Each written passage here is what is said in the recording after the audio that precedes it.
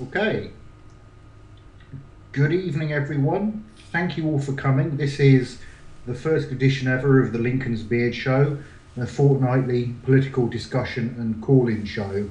Obviously, this is our first go at this, so please bear with us if there are any technical problems. We think we've got them worked out, but if everything falls apart, we'll be back shortly thereafter.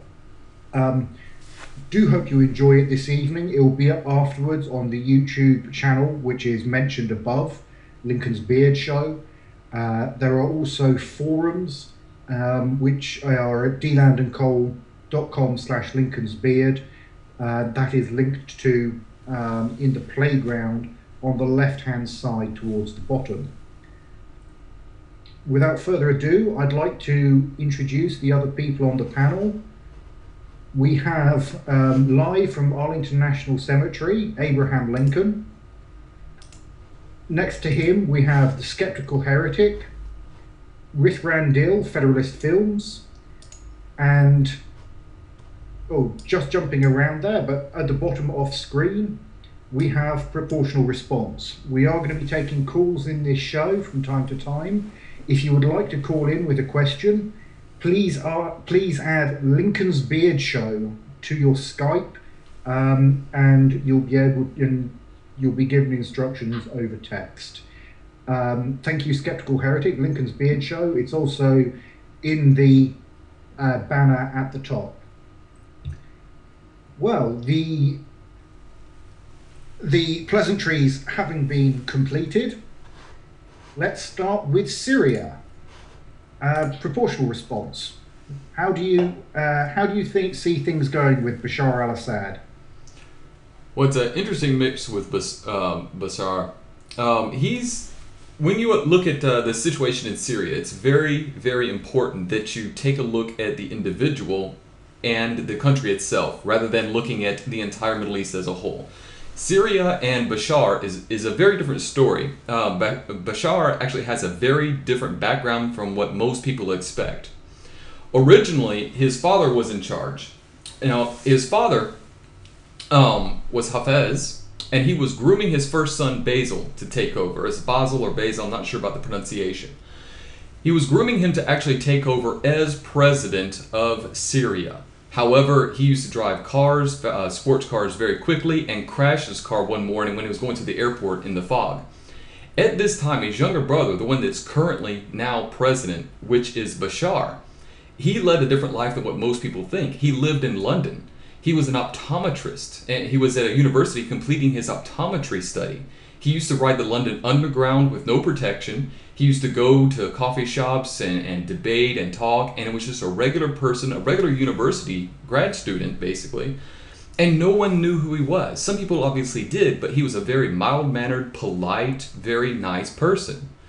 Now, when his older brother died in the car accident, he was taken back for the funeral, of course, to Syria, and that's basically where he stayed. He began his military training. He began to learn the legislative process, all in preparation for his father dying and him taking over. So whenever that happened, whenever his older brother died, it was seen as a very positive thing, because here's this individual who's integrated into Europe. He understands European culture. He speaks English fluently. He speaks French. And maybe it would usher in a different era. Now, this period only lasted about 6 years after his father died. And when his father died, this was in the year 2000. That's whenever he took over the place of his father. And it was an overwhelming response for him to actually take over. The level of support can't be underestimated. The minimum age to become president at that time was 40. That was reduced to 34 just for him. And whenever he came in, he was a lot to talk about lifting the emergency sanction, the emergency police control that had been in place for, I think, 5 decades, but that never really came about. So now whenever you're looking this in the light of what's happening, it's very important to remember that it didn't start off like this, but this is how it exists. Now, when I say a correlation between other countries, it's important to remember that he was a member of the Alawi sect, which is a very similar story in a way to compare when people think about this to Saddam Hussein. Saddam Hussein was a member of a minority Sunni sect in the area, And whenever he took over power, he gave very powerful positions to the minority leaders, which were Sunni. And he's done the same thing. Bashar al-Assad has given a lot of military control and parliamentary control to the minority leaders in the Asawi sect. So in that respect, it's very similar to Saddam Hussein, where the individual and the country and the military are very, very well integrated. This is not like Tunisia or Egypt, where the police state would fight rioters and the military. Remember with Egypt, the military took a neutral role. They really held back, and they helped some here and there where they could, but they took a neutral role to let protests go as they happen. That's not the case as we look at it here. Here, it's the military, the government, they're very intertwined together. Well, it's interesting because I think people look at a country like Syria and think of it as just being a dictatorship, which of course it is, but that's not to say there aren't other people apart from Bashar al-Assad who are politically important within the country. I agree with that. I didn't know if anyone else wanted to chime in. I talked for quite a bit, so. Well, I think the Iranian connection is important to remember too. Well, when I look at Assad, I have to look at him through the lens of someone who works in information technology. And I look at a lot of the measures that he put on restricting his citizens from free speech, or at least unmonitored speech. And that, to me, shows that you have a tyrant. He's effectively going to become a dictator, regardless of what was thought of him prior to his ascension to the leadership of the country. And he hasn't fallen short of that. He's actually shown us that he has very little regard for the underclass and human rights in his country. And he's really not preoccupied with the welfare of his people. To me, he's a false ruler. He's one of those people who came in similar to the Korean system, where it's the father passes it on to the chosen son and passes it on to the next chosen son, and it's a mess. It's a classic dictatorship. Well, I think the thing is, though, that Bashar al-Assad wasn't the chosen son. It was Basil, his brother, Basil al-Assad. I think it's Basil rather than Basil, but I'm not sure. It might be Basil. Who was the one being groomed. When you look at that, you need to look at the overtly chosen son, the one that's publicly chosen, versus the one that's privately chosen. Now, there's a lot of intrigue in here, and it looks sort of like a big murder mystery. And the question is, how much of that is factual? Was it really a car accident, or was it a mysterious car accident? One of the problems you have is when it comes to Middle Eastern countries, rumor is fair trade when it comes to information. Due to a lack of education amongst the majority of the populace, you find that rumors tend to become the norm. Conspiracy theories are given more intellect. Yeah. I could see that, and there were allegations that it was a murder, conspiracy, cover-up thing, but I myself have never seen anything to that. I've never seen anything put forward. What we do know about Basil is that he drove a lot of sports cars. He drove them very fast, and this seems to be an instance where he was driving. The details on the accident: he was driving to the international airport there in Damascus, I believe. He was driving early in the morning. There was a lot of fog, and he lost control driving a Mercedes sports car. I mean, I can see where you could make that argument, and a lot of people can make that argument, conspiracy theorists, etc., etc. But the government's never pursued it. No one's ever really pursued it past a couple of the fringe. So at least I feel comfortable saying that until I find out something new, I'm willing just to say it was an accident. Someone who drives sports cars very fast all the time, no matter, with no regard for safety, eventually is going to get wiped out. I mean, the thing is, we've got this person in power who, as you say, he came to power with a great hope, I think domestically and internationally, that he was going to be more liberal than Hafez al-Assad. And certainly to begin with, there were some moves in the right direction. There was some liberalisation, some acceptance of other political things, political groupings. But since then, he seems to have reverted to type. You see that with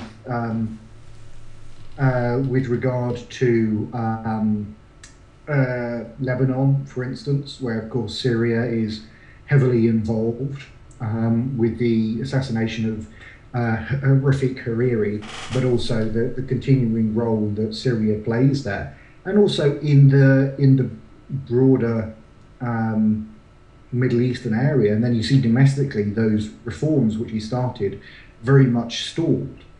And so he'd started off liberalising a little bit, seems to have just got into the business of being a dictator. And now with the Arab Spring, his reaction has been, having seen what's gone on in Egypt and elsewhere, seems to be trying to just hold on to power at all costs. And it's going to be interesting to see, given that you've got Turkey on the border with Syria, really, they're sending their ambassador, their foreign minister over, Ahmet Davutoglu, to go and see al-Assad.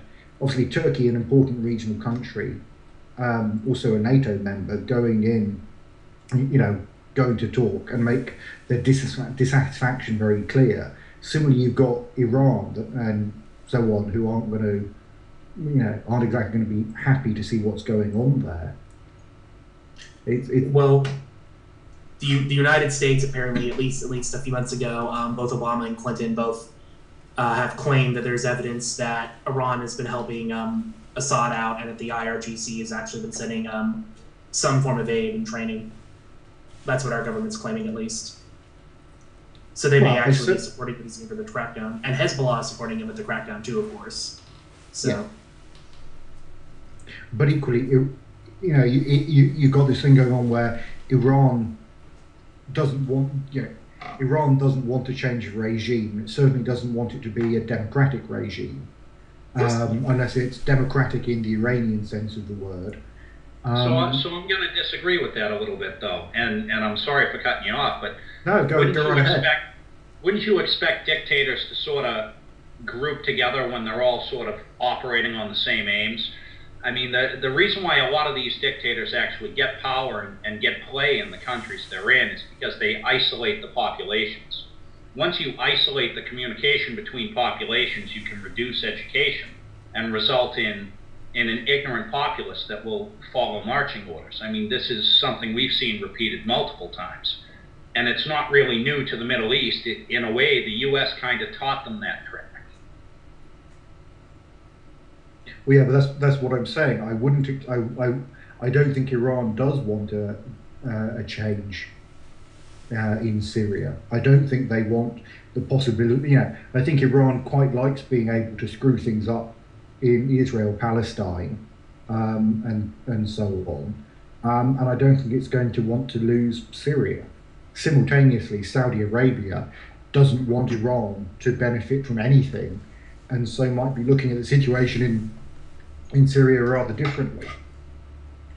Well, that's why I think the Arab League condemned Saudi Arabia, and the Arab League condemned them because of the Ramadan massacre in Hama. So they've issued a bunch of statements condemning them, and I'm not surprised. And it's going to be interesting to see. I mean, not necessarily no matter what happens in Syria, but just because Hezbollah has been supporting the Damascus regime, it's going to be pretty interesting to see how Hezbollah support in the region is going to wax or wane because of it. Because people are now starting to burn like Hezbollah flags along with effigies and other stuff of Assad. So they're burning Hezbollah flags now. Yeah, people aren't happy with Hezbollah. Oh, I didn't realize they're actually burning. I didn't realize that.